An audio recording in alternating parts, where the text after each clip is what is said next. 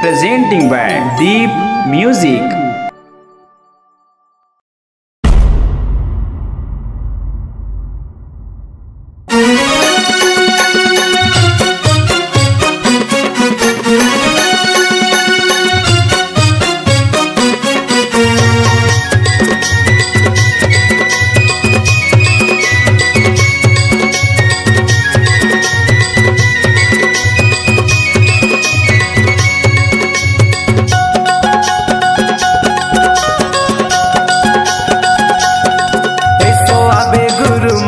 अंगना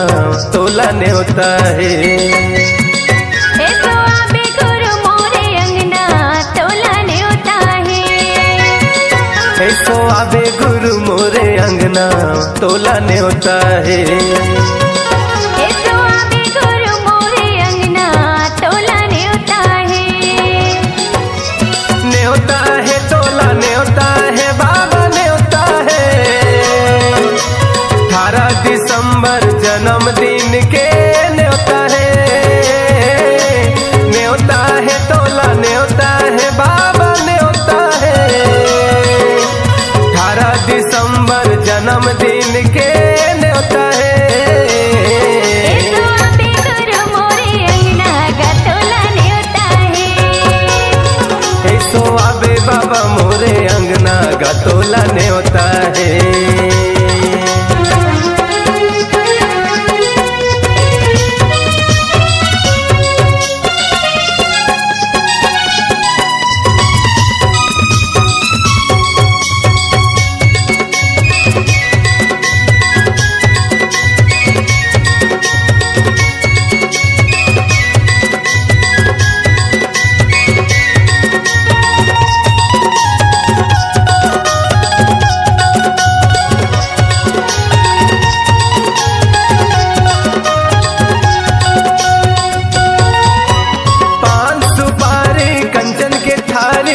गुरु तोर सजावोगा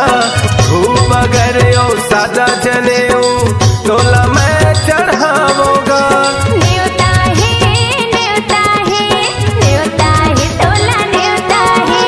न्योता है न्योता है न्योता है बाबा न्योता है, न्योता है न्योता है न्योता है गुरु न्योता है, पान सुपारी कंचन के थारी गुरु तोर सजावोगा धूप अगर सादा जने तोला मैं चढ़ावोगा, तोला मैं चढ़ावोगा, सबो संतो झूलावेगा झूलना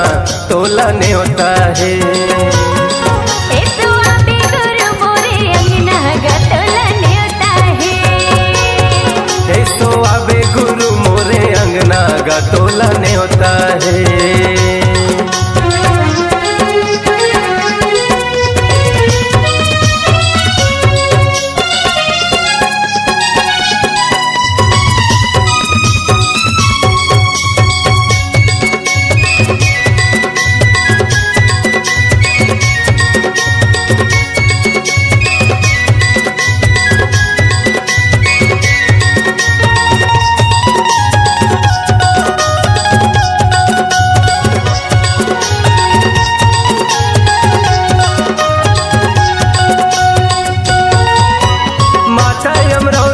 महंगू के लाला और सबो देवताला सत्य के ज्ञानी गुरु बलिदानी ये बाबा ने होता है, न्योता है न्योता है न्योता है गुरु न्योता है, न्योता है न्योता है न्योता है बाबा न्योता है, न्योता है न्योता है न्योता है तोला न्योता है, माता यमरावती महंगू के लाला और सबो देवताले सत्य के ज्ञानी गुरु बलिदानी ये बाबा ने होता है, ये बाबा ने होता है, आबे आबे गुरु बन के पहुना गा तोला ने होता है, ऐसो आबे गुरु मोरे अंगना गा तोला ने होता है, ऐसो आबे गुरु मोरे अंगना तोला न्योता है, न्योता है तोला न्योता है बाबा न्योता है। 18 दिसंबर जन्मदिन के न्योता है, न्योता है गुरु न्योता है तोला न्योता है। 18 दिसंबर जन्मदिन के न्योता है।